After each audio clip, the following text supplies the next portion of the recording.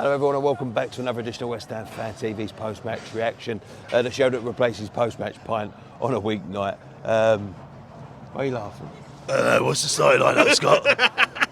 My voice is gone. Replaces it on a weeknight because it gets a bit late.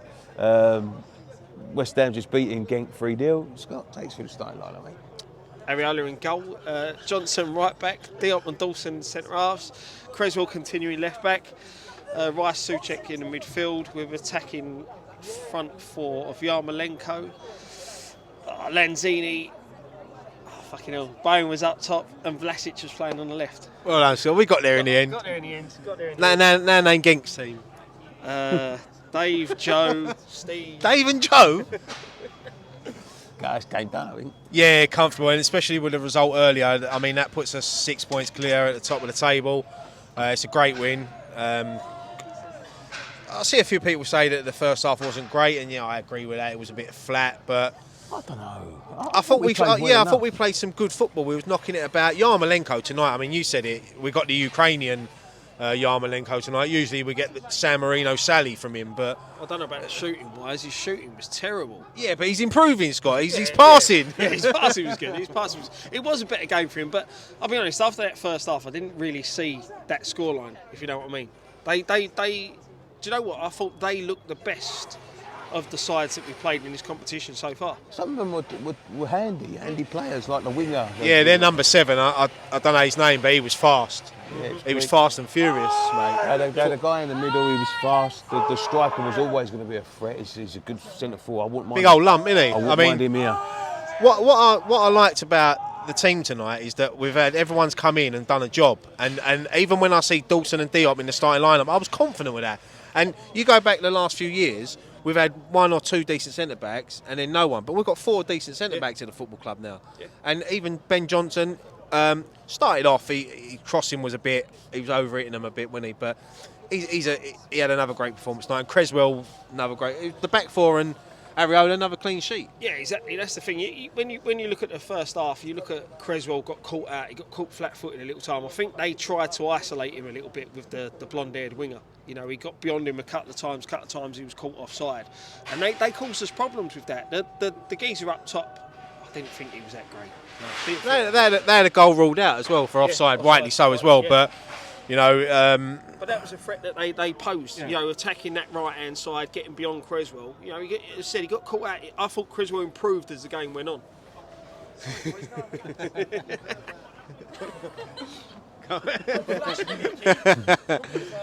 Right. End of the first half, we'll go 1-0 up. Dawson. Deadly Dawson. Dangerous Dawson. Delightful Dawson. I think we're well equipped for this competition. We're well equipped for this competition. Like the second string team, especially the early rounds, and this was always my issue with Europe and all that. You know, we think especially after the last couple of results, we had Brentford and Palace here and things like that. You start to think, is this going to be a step too far as the season goes on a little bit? But the boys tonight, I think we've got a decent. I don't think some of them are quite equipped for the Premier League. Mm-hmm. Like Yarmolenko, I don't think he's going to cut it in the Premier League, but he was fantastic tonight. I think he's just cut for European football. But this is the competition you want him in, isn't it? Yeah, Lanzini's going to be decent for European football. Diop again played well tonight.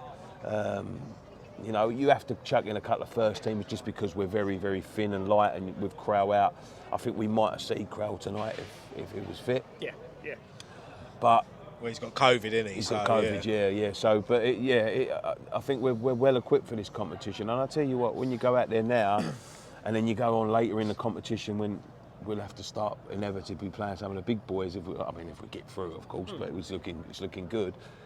There's going to be not a lot of teams that are going to want to play us. Do you know what I like as well, though, is that David Moyes is taking this serious, this competition. I tell you, David Moyes... And the players are taking it serious. I think David Moyes, right, and this is such a stark contrast between when he came here and what I've said about him in the past. I think he's becoming my favourite ever West Ham manager that I've ever seen, because everything here, and we've been calling this for years now. Makes me emotional. Everything here is professional. They do it professionally. From top to bottom, and that's what he said, wasn't it? When he come into the club, that's what he wanted to do. I went to the training ground with my work recently I spoke to someone that's been here for a long time, many years. A groundsman's been here many years, and he says it's from top to bottom he changed everything. Yeah. Got everyone together, and then you've got stories out from Lingard saying that Noble won't let people go on their phones and they've got to talk and they've got to bond and all of this sort of thing.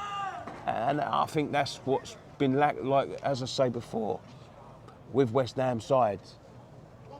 This is why I didn't get on with the likes of Haller and Anderson and all that. I can forgive lack of talent. I can't forgive lack of hard work. I can't see anyone out there that's going to give you a lack of hard work. Nobody. That's the thing. You're right. When you look at how we've been under certain managers, it's been a bit like an holiday camp.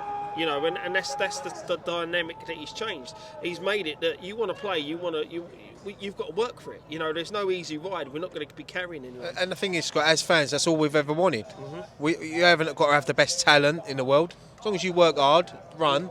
And Moyes, you look at the stats from when Moyes come into now, we're top of most of the charts in running, distance covered. You know, we haven't even spoke about Declan Rice yet. I mean, that boy, another great performance. I was a bit nervous tonight, to be honest, to see him starting. I thought maybe Noble might have started. Obviously, Souček was starting tonight, as you said. That surprised me. With the facial injury that he got, I was really surprised he started tonight. I thought if he did start, he'd have some sort of facial protection. That's what I said. Someone said he's had a bit of plastic surgery. I said, well, as long as he's not had his tits done, he'll be all right. Well, just fucking get on the pitch. It's Thomas Souček, isn't it? Exactly. Yeah. But that just shows the willingness of the players wanting to play. You know, and that's what you want to see. Like you said, I think if Kroll didn't have COVID, we probably would have seen him tonight. We probably would have rested 100%. One of Rice or Souček. You know, and now that's 3 from 3. Results went our way. Get another 3 points on the ball. We've then got 2 games to play with where we need to pick up 1 point to win the group. Yeah. Things are looking good. Things are looking on the up. You know, but that's where we can start to rest our players as well. Yeah. You know, and that's the thing. Winning this group, you skip that playoff round. And I think is key. And that is the main thing, because you skip that round, the players get extra rest. That's it. And then we avoid, because that's when the Champions League teams drop into it. So we avoid that round. We go through and then you're in the last 16? 16, exactly. When you get into that stages of any competition, you start dreaming. You take it game by game, obviously, but you start dreaming. And I honestly think, I know people are going to say, oh, don't get above it, you know. But I really think West Ham we can go far in this competition. Exactly. I think over 2 legs, right? When you got these Champions League over 2 legs, we're going to be a tough side to beat. Yeah. You know, because we are hard to beat. You know, there hasn't really, touch wood, been a game where someone steamrolled us. Do you know what I mean? We've played not great, but we've gone on and got results. You know, and played teams that are playing well and got results. You know, it'd be interesting to see how we react Sunday now, because obviously the last 2 European games we've gone on to lose the games on a Sunday. So this is it's a London derby. Is it forgivable? A little bit, yeah. A little bit, because this is all new. You know, you've seen teams, you look at Burnley when they've been in Europa League, you know, right down the bottom of the league. We're still pushing top 8. Yeah. And we're competing on 2 different levels. Where other teams have gone into this competition, got into this group stage and been down near the bottom. I mean, last week was a massive win at Everton. And look, don't get me wrong, Tottenham have rested all the team that started against Newcastle for tonight's game. Now I think they end up losing 1-0 tonight. But there's no doubt it's going to be a tough game. It's a game I'm looking forward to. They know they've got to bring their A game to us now, and that's the thing. I was saying to him in there, when you look at, you know, the distance between us and Tottenham over the last few years, we dropped, they went to the top, more or less to the top, and now I think we're sort of meeting in the middle. Yeah. If you know what I mean, like they're on the way.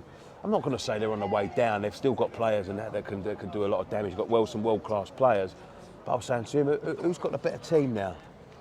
And I can't pick. Like, they've got some really world-class players, but so have we. You know what I mean? Like, we they've got world-class forwards, we've got world-class midfield, in my opinion. And you know, there's not much between us now. Like, it's a good time to be a West Ham fan. And that's the thing, and that's why the Tottenham manager has taken the game serious on Sunday, because we are rivals in the table now, because we're going for the same positions. And they're going to hate that. Yeah, of course they are. Look, Tottenham have had a little bit of a downfall. They've gone from Champions League finals to being the Super 6, Super League, whatever. Now they're in the Conference League. So their fans are frustrated, you know, and they don't want to come here and lose, and we don't want to lose. So it's got the makings to be a great London derby. And look, I know they call it our cup final, but it just goes to show they've rested their whole starting 11 tonight. We've had some of our first team players out there, and we've got Antonio be back on Sunday. Soufal hopefully will be back. And then you've got Benrahma, Fornells, didn't start tonight to come back. So it's going to be a great game. I'm looking forward to it. Yeah, that's it. Like you said, look, they bang on it's our cup final. I've said this for years. It's their cup final. Go all over their forums. They're banging on about result against us more than we bang on about them. So just it is what it is. It's a London derby, in my opinion. There's nothing special about Spurs. Never has been. Never will be. It's just another London derby. Them.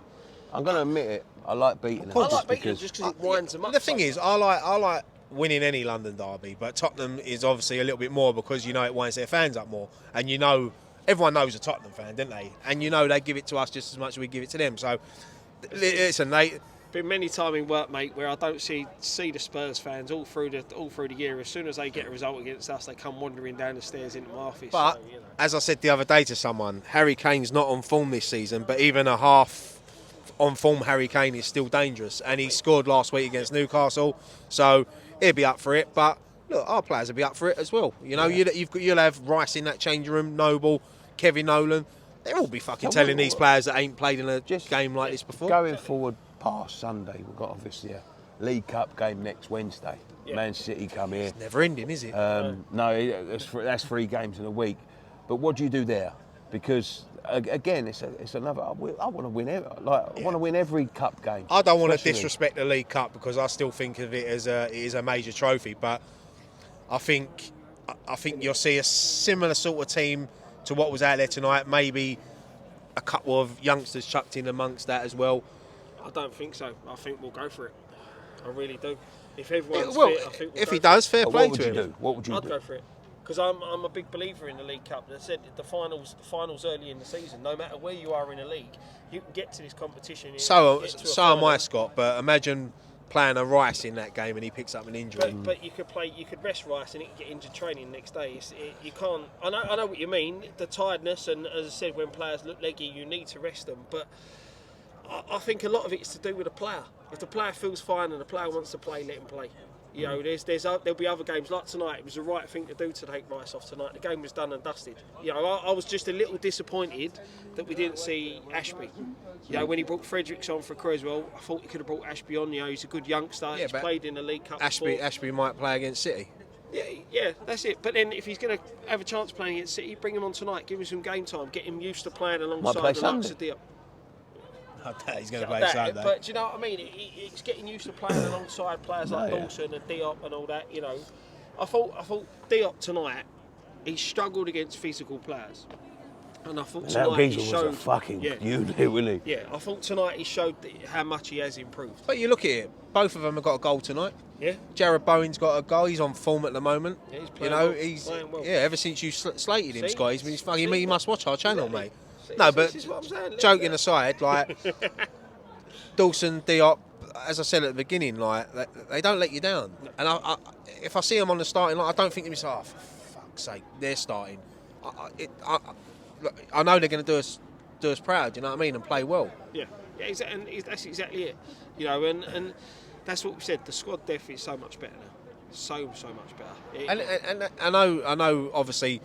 We go on about a striker, and yes, we do need to bring a striker in. But Moyes did say he needs about 3 or 4 transfer windows to get a great. And you can see he's had 2 now. Is it 3, 2 or 3? Might be 3. And he's starting to build that squad. Yeah. So a couple more good additions in January. Keep this squad fit now. Then who knows where we can. It's a great time to be a West Ham fan. Thank you very much for joining us on this edition of West Ham Fan TV's post-match reaction.